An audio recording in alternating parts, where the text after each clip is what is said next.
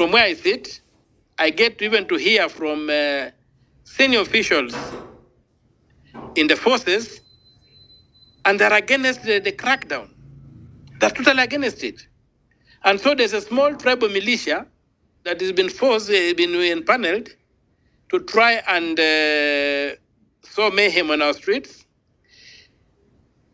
We have an attempt to tribalize the police command, especially in Nairobi, whereby most senior officers are from a tribe or ethnic community, and they disobey the police structure. Most of them are OCSs, they disobey the OSPDs, they take command directly from Lagat, who is back in office as we speak, and who thinks that because we have buried Albert Ojwang, we have buried him, and so life continues as normal. So,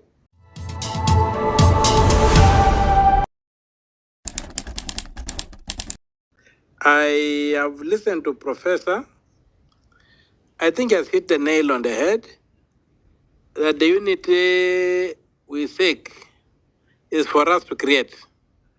And he has proposed a formula which I think I'm going to embrace. And we'll have a round table with various progressives and see what kind of momentum we can create towards this new country. And as we march tomorrow in the Saba commemorative marches across the country, let all those who watch or those who oppose us know that we are out to reclaim the promise of Saba. We are out to reclaim our sovereignty, the sovereign power of the people. We are out to reclaim justice and the rule of law. We are out to reclaim constitutionalism and democratic freedoms. And ultimately, we are out to reclaim the promise of prosperity within our borders that our founding fathers made in the national anthem. That's our goal. That's the vision of this country, and nobody can take it away from it. So let us get out and march. Let us meet in the streets. Let us speak as one. Let us defend our nation. And earlier on, as Mr. Muthiora said, there has been violence.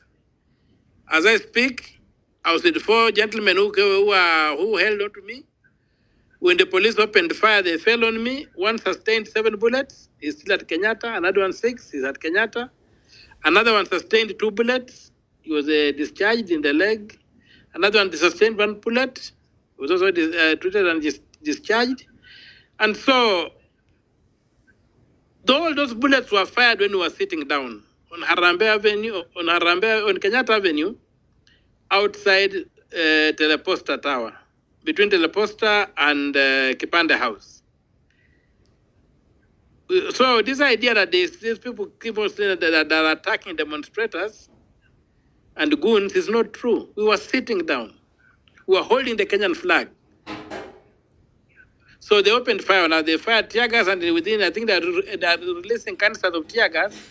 And in that comment, when the smoke is thick, they open fire. They fire through the smoke. So let us not be cowed by that cowardly act. Let us stand firm. But we also have the privilege, some of us, from where I sit, I get even to hear from senior officials in the forces, and they're against the crackdown. They're totally against it. And so there's a small tribal militia that has been forced, been empaneled to try and sow mayhem on our streets. We have an attempt to tribalize the police command, especially in Nairobi, whereby most senior officers are from a tribe or ethnic community, and they disobey the police structure. Most of them are OCSs, they disobey the OSPDs, they take command directly from Lagat, who is back in office as we speak, and who thinks that because we have buried Albert Ojwang, we have buried him, and so life continues as normal. So let us come out, let us march, let us be peaceful. And as somebody observed Dari on the space as I was listening, there were two ways March 25th, June 25th was commemorated last week. There was one side, Moy Avenue to the other side, or Tomboy to the other side was a different ball game. While this other side, where the people who really were demonstrating were, no shop was looted, no phone was stolen, everybody was peaceful. And people just marched, but the police interfered, the police brutalized us. The other side, they brought in goons who did what they did. And let us keep peaceful, let us keep organized. And I pray that the police and the administration take a leaf from what happened in Mombasa and what happened in Busia on that day. In my own Busia County, the county commissioner and the police commander led the demonstrations and guided the people, and people were able to demonstrate, people were able to commemorate that day, and they went home peacefully. I pray that, and the same thing happened in Mombasa. I pray that tomorrow in Nairobi, we see the same thing happening, whereby the police band comes out and leads the demonstrators who are demanding that we get good governance and we get a prosperous country, and we get a country that can be respected, a country that can command respect, a country that can compete globally, a country that does not need anybody's aid to stand. And that way we shall be progressing this country. So I still appeal to those policemen, I appeal to our security forces, even the military men who have been put on standby, as we have been told. There's no need to come out on the streets. Nobody's armed on the streets. People are just asking for what's in the national anthem. People are just asking that we use the constitution to go to the national anthem and get the promised land, which we were given.